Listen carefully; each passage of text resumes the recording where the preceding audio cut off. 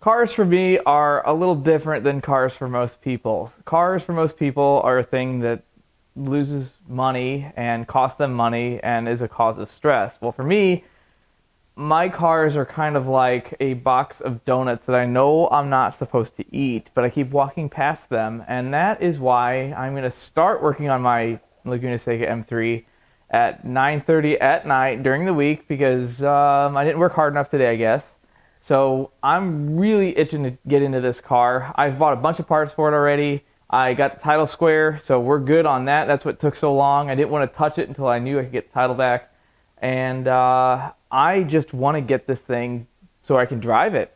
So if you haven't seen the first part of this story, the part where I bought this car on Copart for most likely way too much money, I suggest you watch that video. There'll be a link in the description below, or I'll figure out how to link it somehow. I don't know how technology works. Anyway, this is the car. It's a 2002 BMW M3. It has been wrecked and passed through a handful of dealers before I bought it. I'm sure people made money along the way. I know that the last guy did not make anything. In fact, he lost quite a bit. But I ended up with it for what I would consider a reasonable price. I did not get the steal of a century, definitely not. But I did get really lucky because it could have ended up much worse. This car was kind of a stressor for me between the times that I actually paid for it and the time it actually came in. I was more nervous about that than when I got my Lotus. So I knew this car has been wrecked and it's been kind of doctored up. They fixed all the suspension. The suspension was wiped out on this car from the initial wreck in California. They fixed all of that. They took all the aftermarket parts off this car, which I don't really care. I think most of them were destroyed in the wreck anyway, maybe not the intake. But anyway, they made it to where it would run and drive, and they kind of doctored up the front end. And I could tell that in the picture. I could tell that this headlight's kind of sagging a little bit, and that the bumper doesn't fit quite right, and it's got some damage here on the bottom. And there's just some telling signs that someone's been into this and trying to fix it without actually fixing it. They just want to make it look fixed, which happens on Copart and IAA all the time. People buy a car with a salvage title with the initial wreck, and then they make it look like it's been repaired, and maybe they'll not include the front bumper, and then it'll say, oh, it's got front end damage, and underneath the frame's all buckled and twisted, and stuff's not really attached or parts are missing. This happens on a regular basis. So if you ever are interested in buying a wrecked car on Copart and it doesn't look quite right, you should always run the VIN number on Google and look up Google images. I believe this car has had the odometer rolled back. I can't really prove it. It doesn't have a tamper dot, which is what happens when you swap clusters or try to roll miles back on these cars. But I know that if you're good, you can probably code that out. I don't know, but I didn't really buy it for resale value. I bought it because I always wanted one of these cars, and the chance to buy a Laguna Seca 6-speed coupe doesn't really come around often. Anyway, watch that first video if you haven't seen it already, and I'm going to tear into this thing. So this is the bad corner.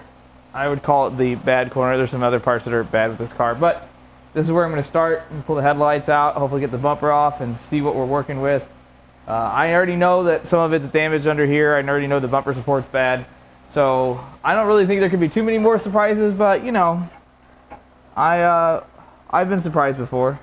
So we're going to start on the right front corner. One of the things I don't like about whoever owned this car, I wish I could go back in time and kind of tell them, hey, don't do this, you idiot, is the inside of the headlights painted black. And I don't understand. If you're going to buy aftermarket headlights, just buy aftermarket headlights. If anyone knows how to get the black paint off of the high beam reflector, that would be awesome. I don't even mind the black housing so much. It's just the high beam. It just looks weird. So we're going to get the headlights out of it, and hopefully we don't uncover anything too terrible. Let's see what we got here.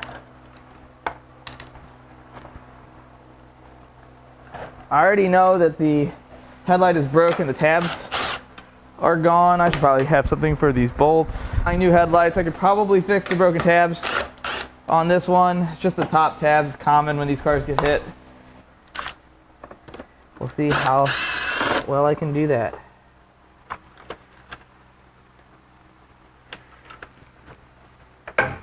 Well, I already have found some stuff that's wrong. There's a couple screws just randomly drilled into the core support.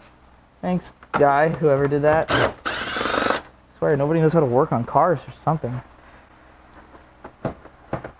Okay, well, I think this is ready to come out. This is the scary part. Oh, the headlights totally destroyed. It's cracked along the bottom. So that's junk. Cool. That just got a little more expensive. This bracket is totally trash. That's garbage. Frame actually looks good. It's just the bumper support's all screwed up. I don't think the frame's bent at all. Alright, let's get the other headlight out.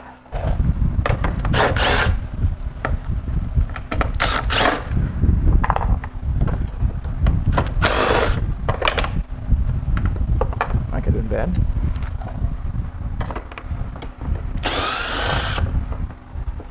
So I've got both headlights out, and now we're gonna work on getting this front bumper off, which I know how it's supposed to come off. I don't know if that's how it's gonna come off. That's loose.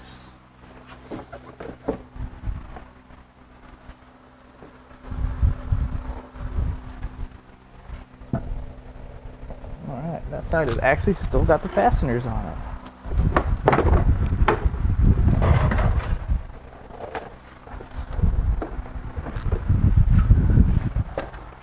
Aha! Well, that was dumb. So this thing has a random screw run into it. Because that's how you fix things. Just find a screw, jam it in.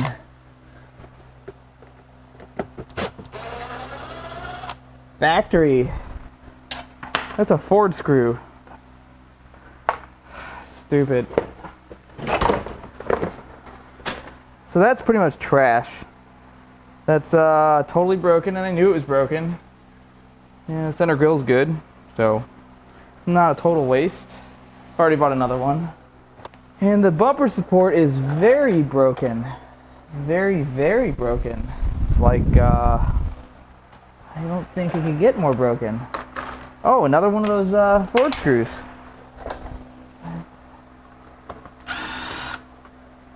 Sweet.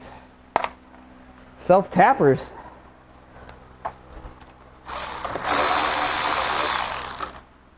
This is a very high quality repair. People should be proud. I still got a bolt in it. That's a plus. One. It had one bolt holding the bumper support on.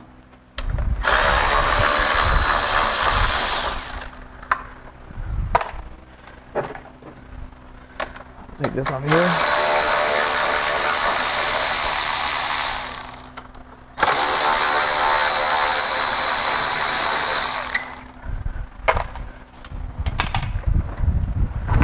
Alright, well, there's the bumper support. Get a little hardware out of it.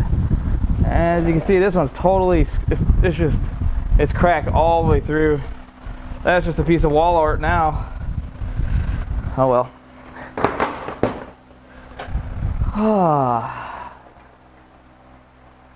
It's not as bad as I thought. It looks like the AC switch is disconnected, which is good because the AC didn't work, so I wonder if that was why. I also scanned this thing, and it has more fault codes than an E45 that went underwater. I don't understand. I'm hoping it's because the battery was dead.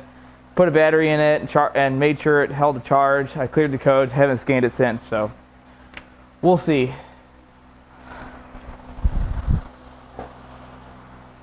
So here's the worst damage, and I saw this from underneath when I first bought the car. I'm not even sad about it, really. All this, you can tell this is kinked right here. I'm just gonna have to have this pulled out. It'll probably straighten this out. I can tell the fender doesn't line up, and the fender's kind of screwed up here. I got another fender for it. I don't really like the damage at the bottom here, so I'm just gonna go ahead and have a fender painted for it. And I can also tell that there's something going on up here.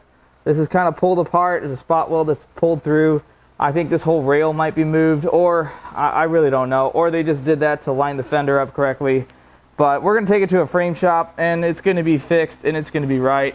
I've also got a new core support coming because I didn't trust this one. This one is actually usable, but I'm going to replace it anyway, just because I don't like the random holes drilled in it. And yeah, that's pretty much it. Not as bad as I thought. Oh, this is totally destroyed. So I need one of those. So I'd like to point out the hood is staying open on its own. There is nothing clamped to the hood support shocks. There's nothing propping the hood up. For the first time in my entire life, I bought a BMW that didn't need a windshield and had working hood shocks. It used to be where I'd call somebody up for a car I found on Craigslist. Hey, is the windshield broken? Oh, it is. Great. Does the hood close on its own? Great. Yeah, I want it. But I have dodged both bullets with this car. After pulling it apart, I still feel pretty good about it. The frame isn't messed up at all. It isn't buckled. There's no signs of anything being bent. That fender apron is going to take a little bit of time to pull out. I'm going to end up putting this car on a trailer and taking it to a body shop so they can put it on a frame machine, make sure everything's as perfect as they can make it. It's a little bit of money to ensure that when I go to hang a fender and put a front bumper on this car, that everything lines up perfect. I have also grown up, and I now have a whiteboard to list all of the things that my projects need or that I have for them. And it turns out that I'm pretty sure each car could fill up a whiteboard. But I have a list. So I have the front bumper cover, I have the reinforcement, which those are pretty hard to find or expensive. And I have a core support with aux fan coming. I have a fender liner, which this car desperately needs. And I have the factory strut tower bar and a right front fender itself. So I've got a good head start on it. I still need headlights. If anybody has a really clean set, pretty interested as long as you don't want a mint for them. This car also needs a washer bottle. This one's totally destroyed. Needs a grill for the center of the hood, which I'll probably end up buying new. But all in all, I'm not going to be in this car too much. The paint is definitely going to be the most expensive part. Hopefully I have a video soon with me putting parts back on this car or maybe taking it to the frame shop. We'll see. Anyway, don't forget to subscribe. There's videos on other BMWs, and probably the next one will be me working on the Land Cruiser because I am so close to driving it down the road.